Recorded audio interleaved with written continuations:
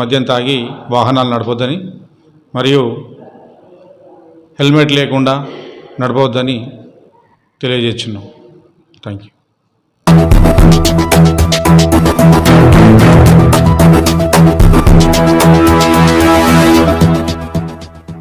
మంచిర్యాల జిల్లా వేమనపల్లి మండలంలోని Neelwai police station పరిధిలోని ప్రజలు డిసెంబర్ 31 వేడుకలు ప్రశాంతమైన శాంతియుత వాతావరణంలో ఎలాంటి అవాంఛనీయ సంఘటనలు జరగకుండా జరుపుకోవాలని Neelwai police sub inspector Shyam Patel ఈ సందర్భంగా నూతన సంవత్సర శుభాకాంక్షలు తెలిపారు.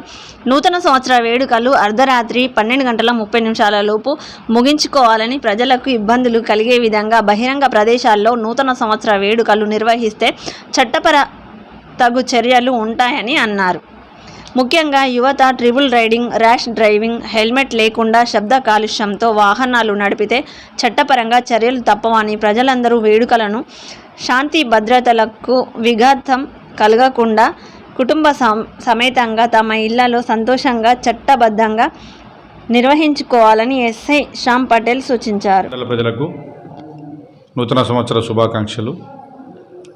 మరియు మండల ప్రజలు ప్రశాంత వాతావరణంలో నూతన సంవత్సరాన్ని జరుపుకోవాలని కోరుకుంటూ, అలాగే నూతన సంవత్సరంలో